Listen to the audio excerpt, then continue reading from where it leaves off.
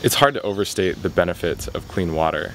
That's really why this project is special, is because when you give clean water to a community, you are reducing the number of parasites and pathogens that they're ingesting, but then that also means that there's less disease. And when you have less disease, you're able to work more, you're able to go to school, and generally enjoy a higher quality of life.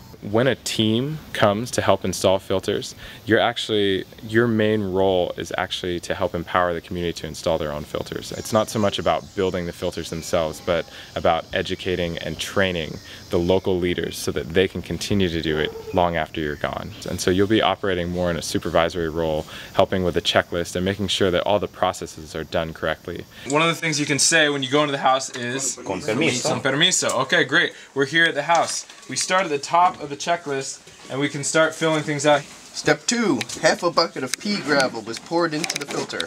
Half a bucket of pea gravel. Again. Right? We got our line in there. The project actually starts a long time before the filters ever show up. We go to a community after having been invited and talk to local leaders about the quality of their water. And we do testing as well with the local leaders to see if filters would be a good idea for their community. And in almost every single case it is. So at every step along the way in this project, we're trying to encourage ownership. From the time that the people apply for that filter, that they're making an investment in their own health. That it's not something that's given by outsiders, but it's something that they have helped to do for themselves. One of the big ways that we do that with AMOS is through education. The recipients of those filters actually have to come to 3 training sessions beforehand in order to understand not only how their filter works, but also just principles of clean water and good hygiene. They need to come to the trainings, but then they also help prepare the way before the filter team ever arrives.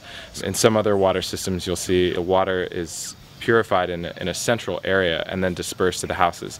But that kind of system won't work in a lot of the places where AMOS works because all the houses are spread really far apart.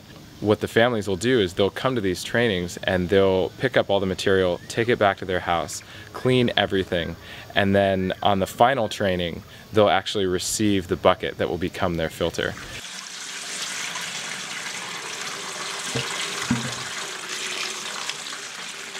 This technology, it's really simple. It basically mimics the natural filtration process of the earth. So there's a living layer on top, different sizes of gravel, sand, and charcoal, and then by the time the water actually passes through all the contaminants have been removed.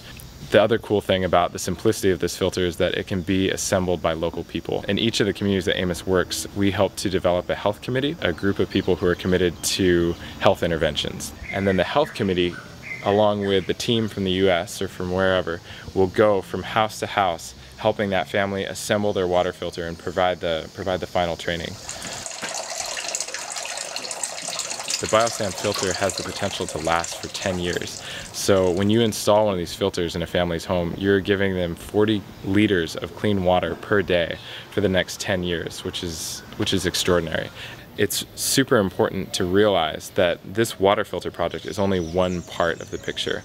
Yeah, there's clean water, but then along with that is hygiene education, which transfers to everything else. So as you're washing your hands and drinking clean water and containing your waste and maintaining good food handling practices, you have the opportunity to reduce disease across the board. And that's really what we're about. We're trying to bring health and hope to these communities, working with the communities so that they are developing the solutions to the problems that they've identified.